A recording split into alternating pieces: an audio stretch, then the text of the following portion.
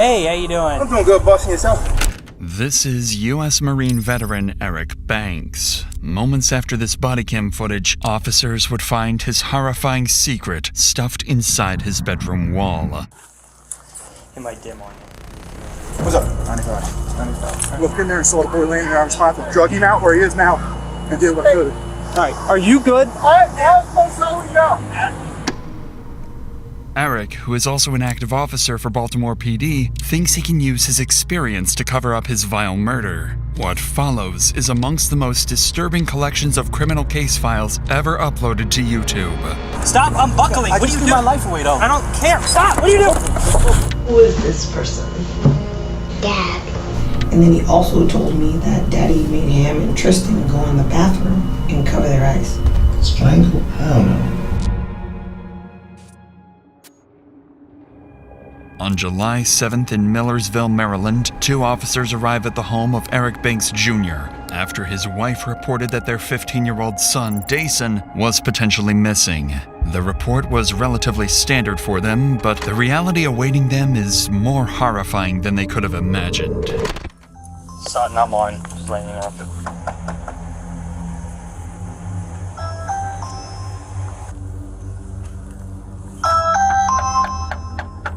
Officers report hearing loud bangs from the upstairs of the home. However, nobody comes to answer the door. After multiple minutes of waiting, an out-of-breath Eric finally greets the officers. Hey, how you doing? I'm doing good, boss, and yourself? I'm doing good. At a Porter one. I'm out with him. What's going on today, man? He's supposed to be serving peace protector order. Supposed to be serving it on you or on... Both of us. Okay. The judge just ordered us to stay away from each other. Okay. Sit down, buddy. Sit Do you all have some sort of like court order agreement on custody or something? My oldest, I know he ran out the back door somewhere. All his stuff by the back door. He ran out? What's going on, boss? I know you get DJ. I know you're getting tired of seeing us. Where's DJ? She called him and he went out the back door. He's not here. No. You want to come in? Just let you know you're being audio. Oh, hey, I know. I see y'all got the body cam. Yeah. She said he was like. Do you have a phone? Huh? I took my phones back. Okay. Yeah. So all the phones are on my plan. Separating everything. You have no idea where if you just let a 15-year-old walk out of your house with all his bags packed. No, his bag's at the back door. I literally told him, wait for your mom to get here. The police supposed to come here to serve her a peace of protection order. The judge told her to call you guys before she comes to. I'm not trying to get in trouble. I understand. Eric and his wife Latrice had both individually filed a protective order against each other, making it illegal to speak to one another without a police escort. However, since Eric is not the biological father of Dason, Latrice had custodial rights to him, which is why he was packing his belongings as he and Latrice were preparing to leave the residence. Dason's disappearance on the very day he and his mom were supposed to move out makes the situation even more unusual. So officers continue speaking with Eric, hoping to understand the family dynamic and gather any clues that might point to where Dason is. But what Eric says next only raises their suspicions even further. So, she's supposed to call you to come meet You have no idea where DJ is. Honestly, bro, no. I like. With no phone or anything. You can check the ADT. It shows when he ran out the door. I believe you, but I mean, I'm not gonna fight. I'm not gonna do that. Listen, man, it's a 15-year-old boy. Having a phone probably would have been, if he's walking out of the house, probably would have been a good idea to leave him with. And you can work out those kinks later. But see, this is the thing. This is getting messy, man. Yeah, I tried to tell him. I said, sit here, wait for your mom to get here. I went upstairs. Before I could come downstairs, he's already going out the back door. So I guess she coordinated, because she's somewhere in the area, I'm presuming. Yeah. So she pretty much coordinated with him to come out there. Okay. All right, hang tight. All right. Sitting beside Eric are his 2 sons, 5-year-old Evan Banks and 3-year-old Tristan Banks. Officers didn't know it at the time, but these 2 would play a pivotal role in uncovering the horrifying scene that just happened inside their home. But for now, Officer Sutton goes back to his patrol vehicle to run a registration. He identifies the suspect as 34-year-old Eric Banks Jr., an officer for the Baltimore Police Department. He's been an active officer since 2018 and also carries 10 years of service in the United States Marine Corps. After speaking with neighbors of Eric, who provided minimal additional information, officers would confront Eric once again, this time sternly, to figure out what was going on. It's here that Eric would explain his alibi, one he had come up with just minutes ago. We found out about the whole situation. his mom. That's neither here nor there. But this is what I'm trying to tell you. Me and him sat at the table. He cried to me yesterday. He said he don't want this separation. Like, he know we'll be separated before. He said he's tired of it. He's tired of feeling like he has to choose sides. He's 15. He's a teenager. He knows where he don't want to be. He's like, I don't want to be in separate homes. That. And we said that to him. I said, DJ, it's nothing really we could do. I'm not going to change the way I love you, care for you. We had a whole deep heart-to-heart conversation. Today, we went to court. The judge awarded him, and I called him. I said, DJ, I guess your mom told the judge you wanted to go with her, and you're going to Arizona. He's like, what? And I was like, well, start packing your bags, because you're going with Arizona with your mom. Unfortunately, I guess you're not coming back here. And that was just that. She called him. They had a conversation. I said, what did your mom say? She on the way to come pick you up. He said, yeah, but she's supposed to come here. I said, well, we're going to wait, because before she come here and there's some type of altercation, there needs to be police here. They can escort her, grab her, whatever she needs to grab, and go about this peaceful. Next thing you know, I went upstairs. I come out. So do you think did he leave here because he didn't want to go with his mom either? That could be. He could be like hiding out at a friend's house. I mean, yes, sir. Yeah, that's what I'm saying. Opinion. Yeah, in my opinion, I think that probably is the best, because if he told her he's somewhere he's not. Text messages from her. I have food for you. Okay. Yeah. So it sounded like he wanted to go be with his mom. Yeah. So that's what I'm saying. All right. Just put the bags inside for now, and okay. We'll try to figure it out. All right, brother. Yeah. Officers would spend another 15 minutes canvassing the area in hopes of finding Dason, but would again come up clueless. So they decide to try calling Dason's mother, Latrice, but are unable to get a hold of her either. So in a desperate attempt to find a relevant lead, they decide to ask Eric if he'd voluntarily consent to a search inside the home, hoping Dason may be hiding inside. No one expected that this simple request would soon alter both their and Eric's lives forever. I just want to make sure he's out of the house. That's fine. I'll do it with you then, since we're here. Hey, Buck, can I throw one so make sure he's not hiding? Yeah, so they about to walk in. If he's about to walk in, he's got the house. All right.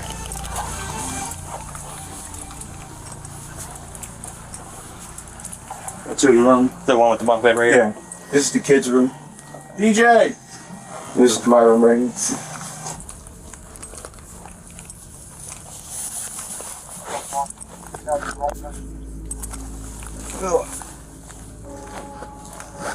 Yeah, he's told us he's not hiding. In Officer Adams' report of the incident, he notes that at this point in their home search, Eric's demeanor had changed. He advised Eric to relax and let them freely search the home. They proceed to make their way to the third floor of the home, the floor which stores Eric's chilling secret.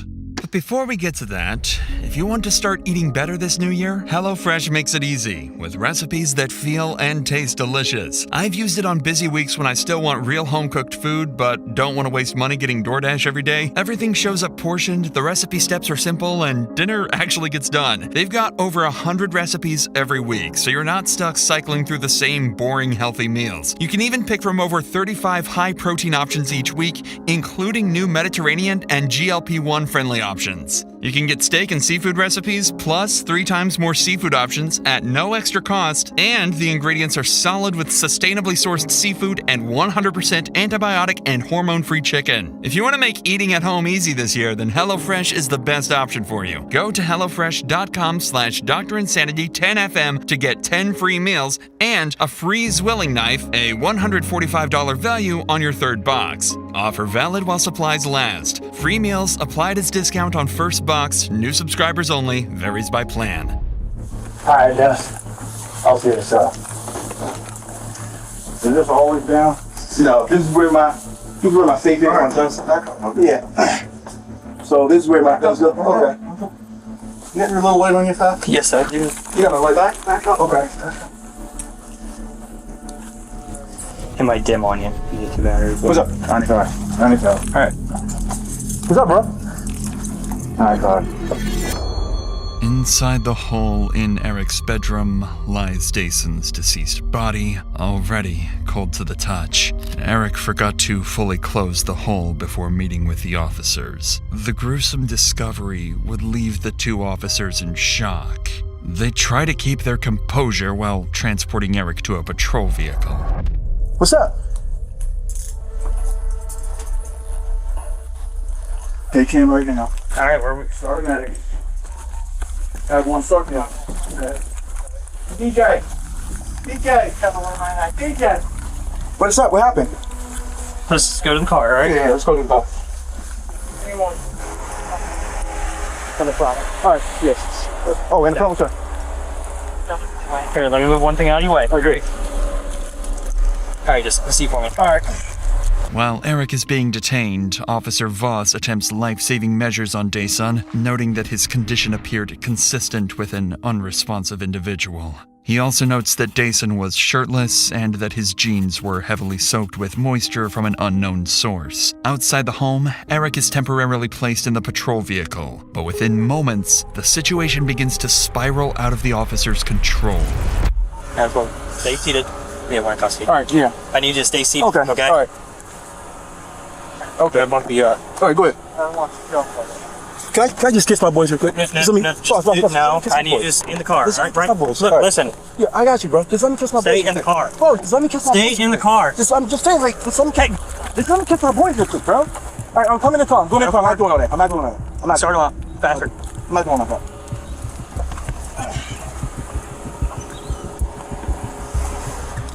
After you just.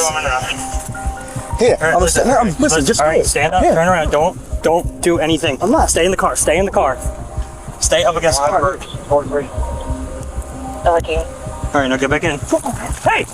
Bro, I'm not doing it. Stop running. What are you doing? I just want to kiss my boys, bro. Come on. Just let me kiss my boys. Get back in the car. All right, come on. Come on.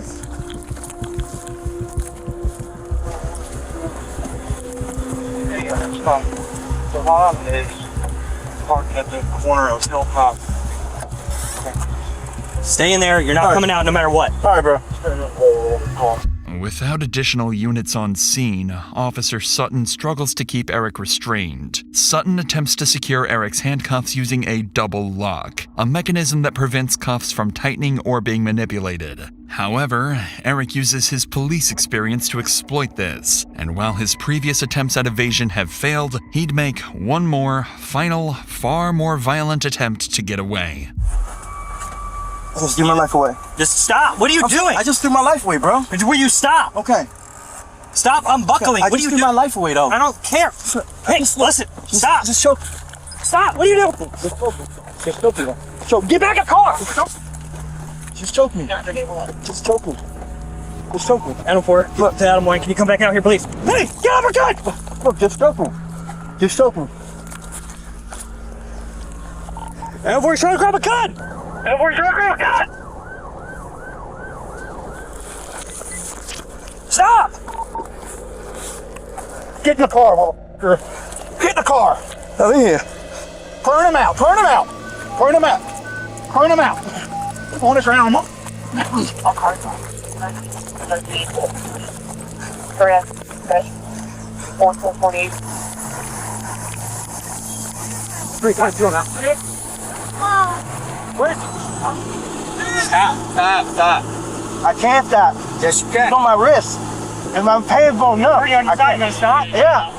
My hand's going numb. All right. Turn them on the side. Numb. But hold on. I told you broke it. It's numb. All right. Stay where you're at. Stay here. I am staying here, but I told you broke it. All right, I'm moving your legs. All right. Take a deep breath. I am. All right, listen. Your weight going around left can make it worse. I know. All right. But I want you. We're done. We're done here. I want you to be not that. I want you to think. We're gonna take you to the hospital. All right. All right. Well, let's just not wrestle anymore. It's just too hot as shit today. I know. You sweating? I'm sweating. Can we be done? I want to be no, bro. Like, All right. Well, let's go to the hospital and talk about it. We don't need to wrestle on the ground. Is that helping anything? no, it's not. All right. All right. Okay. Eric attempts to unholster Officer Sutton's service weapon, eventually managing to loosen it and nearly knocking it to the ground. Fortunately, Eric's handcuffs prevented him from causing any further harm. As the chaotic scene finally settles, officers briefly discuss the frantic events that just unfolded. I go up to Subway to meet her, go in to make sure he didn't go to Subway in this communication. Come back here, I said, let me just check the house. They started getting real weird. I'm like, well, if you just stay back, he's a Baltimore City fine. Started to get real weird. I'm like, no, I can check the house. You stay back. You stay back. You stay back. You stay back. I go up and wait off. He goes, he wouldn't be up here. There's an attic thing undone with a screw in it. Looked in there and saw the boy laying there. I was trying to drug him out where he is now and did what I could. I immediately, as soon as I saw the boy's leg, went 95 hands to get him out of here and asked for more units to start the CPR. Drug him out and started CPR. Okay. All right, are you good? You're good, you're not hurt. No, I'm hurt. Should have done that if I'd have just did that first. You may not have been done. I'm gonna take the whole block, bro. See that. Hey, Steve, take him. Come on. Just walk away. Do a CPR. Sorry, one Where's the 10-7? 1448. Inside? Yeah, like, well, we went upstairs to check the house. already, Yeah, the gun sleep area. What's up? There's like a gun sleep area, and my partner looked in there, 95, and I don't know what's going on. And then when we took it to my car, he unbuckled. I gave him an opportunity because I needed to double lock his stuff, and then he unbuckled himself, went out, and grabbed. EMS attempted to perform CPR on Dason, but it was too late. Dason was declared deceased shortly after by EMS. What officers uncovered with Dason was only the beginning. As the investigation deepens, Eric's children would reveal further secrets, painting an even darker picture of the reality behind closed doors. For now, the decision is made to take Eric, his children, and his ex-wife Latrice to the police station. Police reports state that while Eric is being transported, he struck his head multiple times against the cage window bar, causing a welt to his head and damage to the patrol vehicle. Despite this, everyone would eventually make it to the station, each separated into their own individual rooms, awaiting intense interrogation. Eric would be left alone to hopefully calm down and collect his thoughts. Meanwhile, detectives speak with both Latrice and her child Evan, hoping to collect more information that can be used when speaking with their main suspect. They start with Latrice, asking her what kind of person Dason was. At this point, detectives are considering the possibility that he and Eric may have gotten into a fight that somehow escalated into tragedy. But what Latrice describes denies that theory completely, and makes Dason's case even more heartbreaking. Can you sit a little bit closer over here? Yeah. There's a lot of specific questions that I wanted to talk to you about. Can you describe DJ? Was he an argumentative person? Was he a quiet person? So the son was more of a quiet person until he got to know you, but he was always mannered. He talked to a lot of adults, but he never was disrespectful or any of that. I had teachers from his elementary, the principal, middle school, they all showed up for my son. He was that type of child. You know when teachers come. Would you say he was a sweet boy? He was very sweet and always willing to help. That was one of the things across the board. Always willing to help. In the loft, in the crawl space in the loft, what was normally kept in there? Nothing. Safes? Nothing. Was that ever left open? No. It was always screwed? It was always closed. Okay. Because I don't like it. Like, it freaked me out. There is a light switch in there. Okay. So I was like, where's that light coming from? And I turned the light switch off. But I don't know, maybe it was him. So let's talk about that. You called me and you said that you saw him, you viewed him at the funeral home. Are you okay? Yeah. Okay. And it was before he was embalmed because I wanted to see him. Right. And you saw new bruises. Yes. Where did you see new bruises? On his nose. Like that circular dark mark on his upper nose. His lip looked busted also. Like that wasn't there. And then his eyes were like purple. They were puffy and purple. Yeah. It looked to me like he was in a fight. And my son doesn't fight. Dason's autopsy report ruled his cause of death as asphyxiation, which, in combination with the bruises and marks on his face, implied he was likely strangled to death. I knew it. And he was my baby. So I knew it. I still have those feelings that, no, I'm not happy with. Because to me, it doesn't say I did it, but it says there's enough evidence to say I did it. So, let's just say you did it then. Latrice makes it clear she believes Eric is responsible, even though she didn't witness the incident herself. But her son Evan, seated just 3 doors down in his own interview room, has information that could take the investigation even further. How are you? Good. Good. You said your name is Evan, is that correct? Do you know how to spell your name? You can go ahead and write it down. 7. Okay, nice handwriting. And how old are you? 7. 7? You want to write 7 for me? So I don't forget. Sometimes I forget. Notice the harsh contrast between interview rooms. Evan is sitting in the department's safety room, a space created to provide comfort and reduce stress for victims and young children involved in sensitive cases. His interviewer, Miwa, is a forensic interviewer from Maryland, trained specifically to speak with children and family members connected to a criminal investigation. And because Evan is only 7 years old, you'll notice a drastic difference in how his interview is conducted. My job is to talk to kids and families all the time, and today I get to talk to you.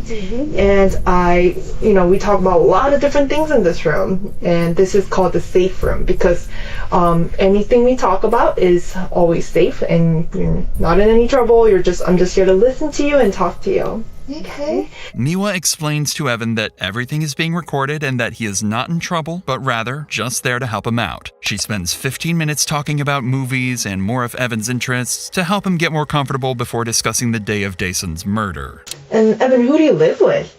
My mom. Your mom? And Tristan. Mm-hmm. Anyone else? I live with TJ. Mm-hmm. And then my dad. Okay. And do you know what you're here to talk about today? Mm-mm. No? So, tell me a little bit about your family. Tristan, he likes to fight and play and steal toys from others. I like the color, and then I also like Kids Bop and Tristan. And you said you also live with the DJ, is that right? Uh-huh. And my mom and Tristan. So DJ, how old is DJ? 15. 15? Tell me about DJ. DJ like going in the water, tickling me. Can't really remember all the stuff he used to do. But he loved playing Roblox games. Tell me about the last time you saw DJ. My mom wasn't at the house. Tell me who was at the house. Dad, and then DJ, and then me. DJ was going to Arizona with Mommy, and then Daddy was waiting at the door with DJ. DJ put his bags in the basement, and then I don't remember what happened next. That's all I remember. Okay. Miwa would tell Evan to draw the last time he saw Dason, and he'd draw the staircase leading to the home's loft. The same staircase Eric has dragged Dason's body up.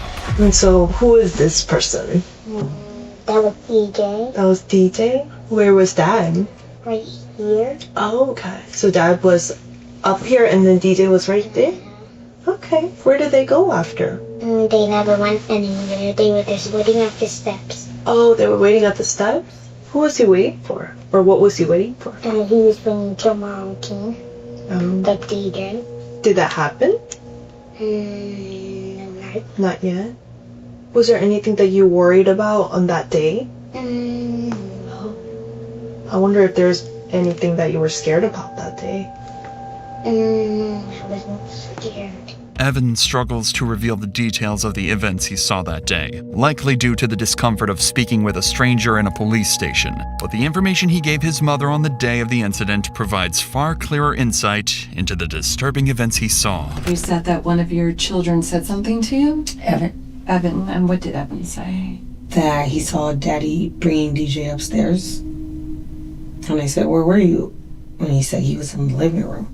I just didn't want to pry too much, but then I said, oh, was DJ sleeping? He said, no, he wasn't snoring. And then I said, was he moving? And he was just like, no. And then he also told me that Daddy made him and Tristan go in the bathroom and cover their eyes. Okay. But this was before. This was when the police first knocked at the door. Okay. Evan didn't say anything about the knock because he told him to go in the bathroom first. So I'm a little confused of like the order. So I don't know if that's maybe when he was gonna let the police in. But Evan did say he saw that. And he was in the living room because he told me he was watching Loki. In addition to these grim details, Latrice would go on to explain how Eric's life had begun to collapse all in synchrony. Due to the protective peace order Latrice had filed, Eric was suspended from the Baltimore Police Department the very same day of Dason's death. He had just separated from his wife, was about to lose his children, and was now left without a job. Latrice also explained that the peace order she filed was not her first attempt to separate herself from Eric. Months prior, Latrice filed her first peace protective order, writing, "I am in fear for my life and well-being because Eric Banks keeps trying to control, follow, and emotionally abuse myself and my sons." The order was denied, however, and it wasn't until months later that her second attempt was granted. It was clear Eric's life was falling apart leading up to Dason's death. Eric had hidden his body, lied to officers regarding his whereabouts, and had a violent outburst once the body was discovered. It'd be hard to assume that he wasn't directly implicated in Dason's death. But evidence alone wouldn't be nearly enough to get him to confess. After all, he was a police officer of 10 years and knew how the criminal justice system worked just as well as any interrogator working against him. But unfortunately for Eric, the interrogation he was about to undergo would crack even the most well-trained of suspects. Eric is placed into Anne Arundel County Interview Room 2B. This room was designed for priority matters, exclusive to high-profile cases. Because Eric had attempted to attack an officer earlier in the day, he's been handcuffed to the table to restrict movement. Eric is left alone for multiple hours as the detectives prepare for his interrogation. While waiting, he can be seen glancing around the room multiple times, likely searching for a camera. What Eric didn't know is Interview Room 2B has a small camera placed in an unusual location, which Eric never managed to spot. The primary investigator assigned to this case is Detective Louis Adrian. His prior service in the United States military likely factored into the department's strategic choice to have him conduct the interview. This shared background enables Adrian to establish rapport with Eric, a key component in the upcoming interaction. So, why we're here. We want to talk about what happened, why it happened, and anything surrounding that whole situation. But you know as well as all of us that we have to go through Miranda with you. So what I'm going to do is we're just going to go through Miranda first of all, and then I'll start getting all the other information, okay? After reading Eric his rights, the detectives would spend nearly an hour connecting with Eric and bonding over their shared military experience. He's like, now you come in, you're in front. Okay. We go back in, we about to go in the building, like, you're in front. She's like, but I thought you said you're like, some people were made, to do certain things, and I said, I'm not made to be a front person. So I'm running the block then, and I remember so I was like, hey, whoever that officer is right there running, just keep going, because you're about to run right into him. And out of nowhere, these two guys just come out, pop out, and I'm like, okay, I got him. And he just fall over, and and he was like, yeah, whoever that was running, he was moving, and you just ran, and just like, he was like, don't, because I was slowing down, like trying to look. He's like, no, keep going. And I'm running like, okay, you gonna tell me when? This friendly conversation appeared to take Eric out of the tense mental state. It appeared that Eric sharing his favorite moments from the military gave him a sense of importance, like he had an identity he was proud of, or at least used to be. But that moment is short-lived, as he's quickly brought back to the reality of why he's sitting inside a police interrogation room. So you spent 3 years, and you're still active in the Baltimore City Police Department. Yes, sir. So from what I hear, you're suspended? No, I'm suspended now. I'm going suspended, yes. Okay. Why? Can you tell me what's going on with that? May 8th, I got a peace and protective order against my wife. Okay. You got one against her? Yeah, I got one against her. Same day, she took the firearms out the house. She took the safe out of the home. Anne Arundel County did press charges. They pressed charges against her. Her for taking the safe with the firearms. The firearms. Yes, sir. And were they your duty firearms? Duty firearm. My whole full duty belt was in there. Okay. Firearm, taser, magazine, pouches, everything was in there. She turned around and went and got a peace order on me, saying that I was following her. But once she got it, that's when pretty much they have to suspend. Yeah, I have to get suspended. Her mom sent my mom something talking about I was following her, this and that. I'm like, how? I'm here at work. How you say I was following? I was like, there's no way. That's when we both ended up at the courthouse, and I was like, because I'm just putting a stop to this. So I let the clerk know. I was like, I don't know what's going on, but every time that my wife's trying to leave or something's trying to happen, secretly, there's a peace order for me to get kicked out the house. And I was like, that shouldn't be, and that's when they brought us both in, so we both got seen by the judge, and he granted us a peace order for both of us to stay away from each other. Okay. Yeah. What was that? That was just, was it 2 days ago? Okay. Was it, no. Monday? Well, no, yesterday. It was just Tuesday. Yeah. So y'all met with the judge Tuesday. And you're still suspended up until this point? Or Yeah, I'm still suspended. So when, maybe it's the way Baltimore works and how slow they are and stuff. So you have the peace order, she gets one on you, and then it gets denied. It has to go to IA. You have to do their full They have to do thorough. that. Yeah. And so you're still suspended even though it's been cleared up? Yes. Gotcha, okay. At this point, the detectives had no reason to assume Eric was lying. He'd been open and honest with them the entire time and seemed rather friendly. It isn't until they begin discussing the day of the incident that investigators realize Eric's perceived honesty had all been a calculated act. So yesterday we go to court, get the peace and protective orders. They grant the whole motion, for us to stay away from each other. The 2 youngest boys supposed to stay with me. The oldest, he's going to Arizona with his mother. And she tells the judge, that's what you want to do, blah, something. So right after that, call him. I was like, hey, start packing your bags. You're going to be going with your mom. He's like, what? Why? I'm like, your mom said you wanted this. You're supposed to do, I guess, I don't know. I didn't have that conversation. Previously to that, me and him had literally just sat down at the table. Because I could tell that my son was depressed and he was going through, and that's really what our trip on the first was, just to try to get him away. Get him out. We sat down at the table and I'm like, what's going on with you? How are you feeling about this? Where are you at with this? And he's like, honestly, I don't know. He's like, I hate it. I don't want to feel like I'm choosing sides. I just want to be left alone with everybody, because then it's like they're calling me, telling me this and this and that, and it's like I gotta keep certain things from you. He's like, I don't want to be a part of this. He's like, I'm tired.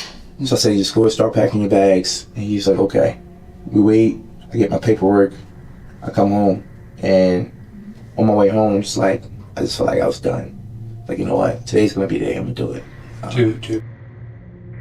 Okay. Yeah. I feel like my family's falling apart. I'm suspended from work.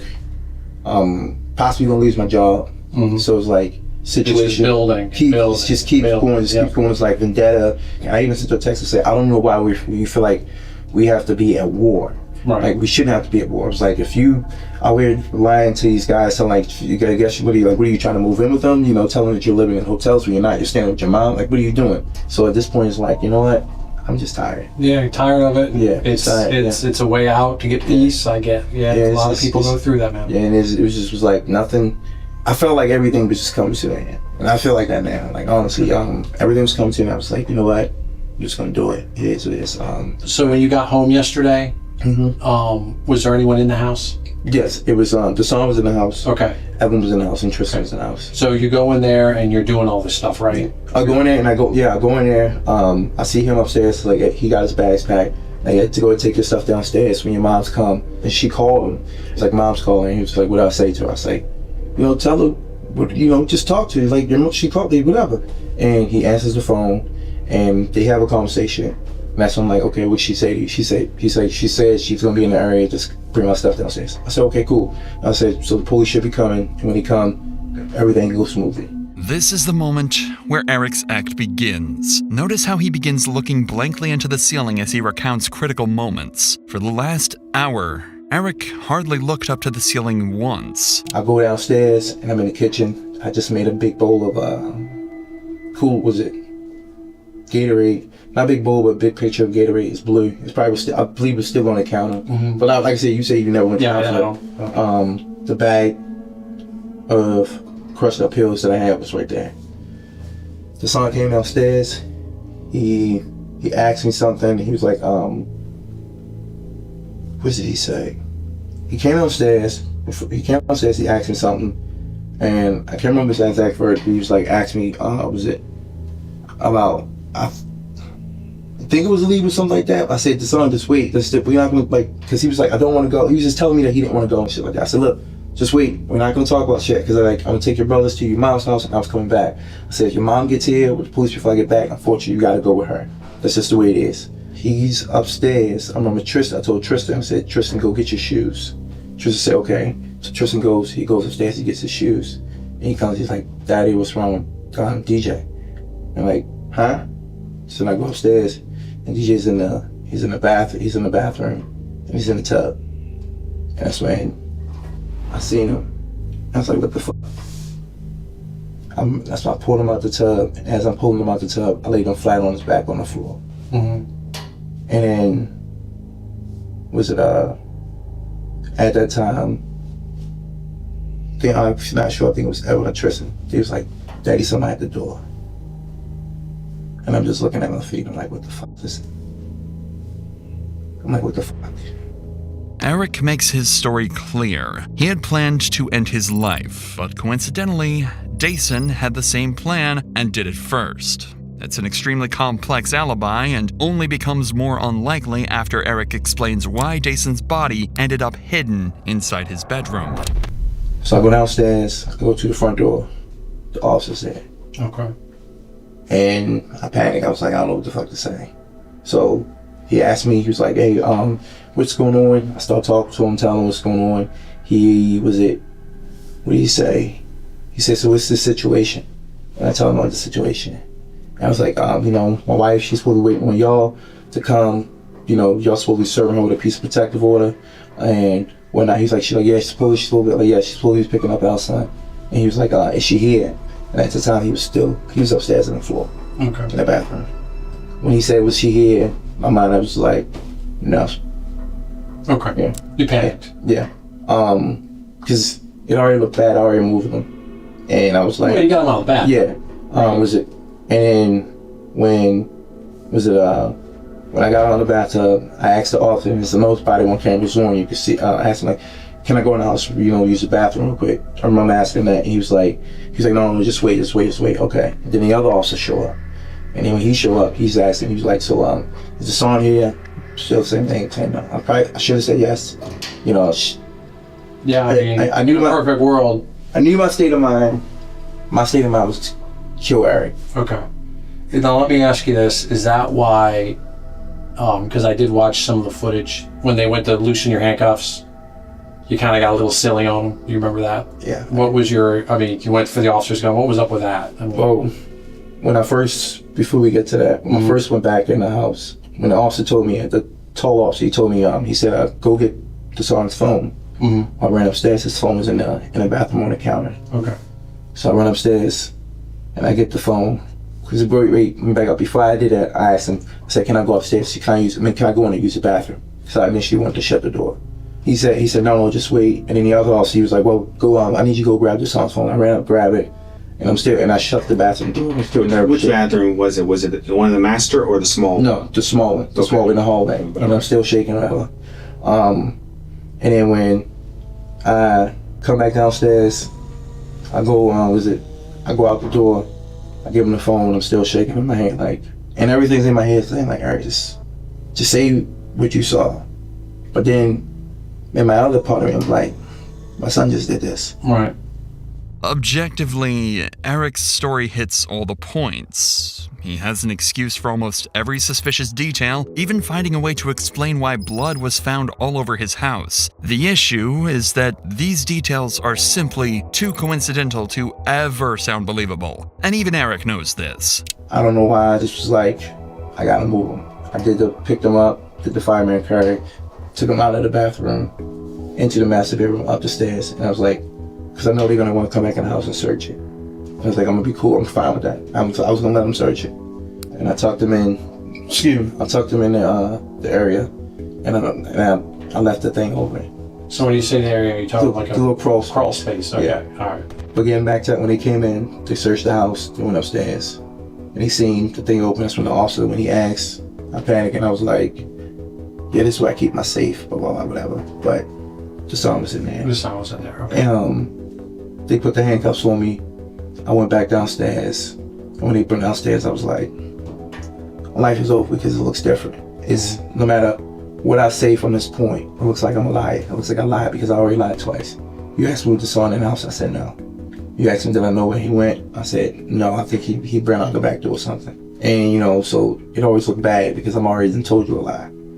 Even though in my head it's like, you probably should have said the truth. You probably honestly should have left him where he was at. Call police or down Yeah, fire well, department or whatever. Yeah, call the police. Well, that's the world. But Sometimes we. But I was already in. I was. I mean, I wasn't in. I was already in the mindset of Eric's gonna die today. I was in seeing that he was there, that he was in the tub, and it was like tub was full of water. I was like, my son did this. No, I have to do it. Okay. The detectives decide to take a break and discuss what their next plans would be. At this point, they both know Eric is lying to their faces, so the goal for the rest of the interrogation will be to get Eric to admit to his lies and ultimately confess to the murder. To do this, they decide on Detective Adrian conducting the rest of the interrogation alone. Since one-on-one confrontation is generally considered to be more effective, Adrian would return with a clearly different demeanor from earlier. He's stern and wastes no time in asserting that his nice cop act is over. Are you good? Do you need anything before we get started again? No, I'm good. Are you sure? Alright. So Detective DePietro had to step aside just for a second. But what I wanted to do, like I told you, I wanted to come back and go back over some things with you. Okay. I actually want to go back and in detail just go through some of these steps. Eric would recount his story exactly the same as before, claiming he simply found Jason dead and had nothing to do with it. And it seemed as though Detective Adrian had nothing concrete to combat Eric's lies. That was until he brought out Jason's autopsy report. I'm gonna tell you this. I know that you spent 10 years in the military, and you were in the Marines, weren't you? Yes. What's their whole thing in the Marines? Like, what do they always teach? Honor, integrity. Honor, correction, commitment. Yeah. And to be honest with you, I don't see that from you right now based on what you're telling me. Okay. I think you telling me something different. Okay. But I know you're a Marine. Okay. I know a lot of people that's Marines, man. And that's one thing that they would, like, integrity, honor. No, you don't mess with that if you're a Marine. Yes. I know you want to tell me the truth, and you sitting here like giving me a story. You giving me what I want to hear, just to sound good, but it's not it. That's not it. Trust me, I'm not trying to sound good to you. And I'm gonna tell you the other thing. And I'm gonna be straight up with you. Yeah. You keep talking about the autopsy. The autopsy said he was strangled. Hell no. The autopsy said he was strangled. Hell no. Hell to the no. Hell to the no. DJ was no strangle. Hell to the no. I'm gonna just let it sink in and let you decide what you're gonna explain that to. No, DJ wasn't strangled. Well, then what happened? Tell me what happened. There's no, DJ was not strangled. DJ, like I told you, DJ went downstairs, he came back upstairs, and DJ was in that tub. Like I said, when I came in that room, he was in the tub. When I grabbed him out, I grabbed him like this, and I pretty much put him in the fireman's carry. When they left, I could drag them up to my room. If that's the case, I would have left him in there, and I would have said, or had them come in there to be like, but DJ wasn't no strangle. There was no way, DJ wasn't no strangle. That's your boy. You had pride in him. Yeah, but you had pride in him. You were trying to help him out with his grades. You were getting him in STEM classes, and then this happened. But you saying DJ was strangled? Nah. Well, then tell me what happened. This didn't happen. I'm gonna tell you that right now. This didn't happen. You saying he wasn't in the club? So no, I'm not saying that. I'm not saying that. I believe that part, but I believe something else happened. Note Eric's lack of emotion when hearing this information. No tears are shed, but rather an array of defensive rage. This, alongside the other countless red flags Eric is portraying, is a telltale sign for detectives that a suspect is lying. You need to tell me the whole story. Like I said, DJ, when I came in there, DJ was literally in that tub. There was no way I'm gonna sit there and strangle DJ, not harm Tristan. Why would I don't even have no ammo to want to strangle this boy. I have nothing against him to want to strangle him. Nothing. Okay. No anger in my heart, no nothing. Because then, like I said, if I was going to do that, why would I leave my other two boys? If I was going to do that, I would have took all of us out. DJ was not no strangle. So then what happened? Tell me the story. We start from scratch. Tell me the story. DJ was not no strangle. Well, then tell me what happened. You're not telling me the truth. Tell me what happened. Bro, I'm right here standing right now. I'm giving you a chance right now. You asked me to tell you that I strangled my son. No, I didn't. Eric understands the legal system well enough to avoid offering a direct confession when confronted. From investigators' perspective, he knows that admitting involvement is the worst thing he can possibly do. Well, besides not asking for an attorney. Regardless, it's going to take more than just a heated confrontation to make Eric crack. So Detective Adrian resorts to a completely different approach. Empathy. I'm gonna tell you right now, the way this is gonna be something you're gonna have to live with for the rest of your life. Yes, sir. This is something you are gonna have to think about every night before you close your eyes. And when you close your eyes, you're gonna think about what you did to him. That's what you're gonna think about. You're gonna think about what you did to him. And it's gonna haunt you for the rest of your life. Or what you can do is you can talk to me. You can tell me what really happened, and at least that load will be off your chest. See, I'm telling you right now, there's no, like, you're telling me to say I strangled my son. I did not strangle my son. That's what you're asking me. I understand you're trying to line with me and, you know, and show the compassion, trying to, like, but there's no me and strangling DJ at all. Okay, so let's take strangle out. There's no me strangling DJ. We taking strangle out of the equation now. Okay. What happened? I told you what happened. We taking strangle out. Yes. What happened? He was upstairs in that tub. DJ was literally in that tub. You didn't put him there. I did not put him there, no. DJ was physically in that tub already. When I came to that bathroom, DJ was in there. Did you assist him at all? No. With anything? No, I didn't assist him at all, but nothing. Nothing. I did not assist him getting in that bathroom. Did not assist him going in that bathroom. He was upstairs already. And like I said, when he went downstairs, he was downstairs for a good period of time. He was upstairs, and what's his name? I was down. Tristan was down. Tristan was trying to go, what's his name, with his shoe. I told him, and that's when Tristan said out of his mouth, "Daddy, what's wrong with DJ?" Tristan literally said that out of his mouth, and I went up there to check on him. I don't recall seeing him. Don't recall him removing no belt. I don't recall removing anything that could have been around his neck. I don't recall moving shit. So here's the thing, and I hate to frustrate you, and I hate to, but I also have a job to do, and I also have to get down to the bottom of this. And when I walk through the door, and when I hear everything that happened, things don't add up. Things don't make sense. Okay. They don't make sense at all. If you would have done things different, if you would have been like, yes, my son, I just found my son in a tub, I helped him out, and told the officer, you know this. If you would have done it that way, it would have been different. But the fact that you didn't, now you're sitting here trying to explain yourself. Well, I'm sitting here because the whole situation, I'm sitting here because I lied and said he wasn't in the house. I'm sitting here because I didn't tell the officer, like you said, straightforward what was going on.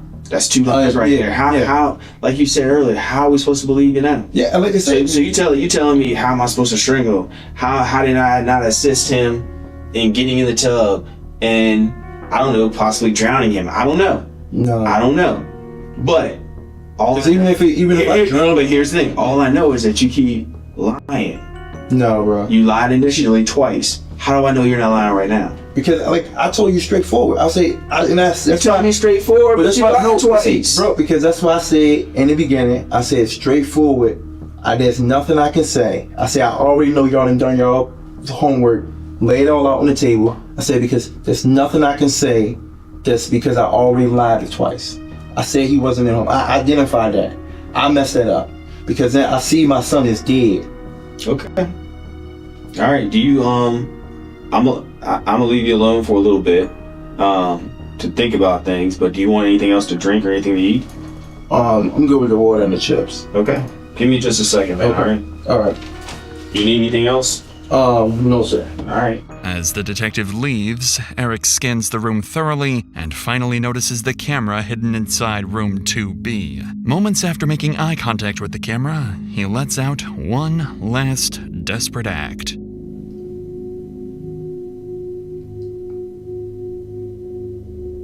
Strangle? I don't know.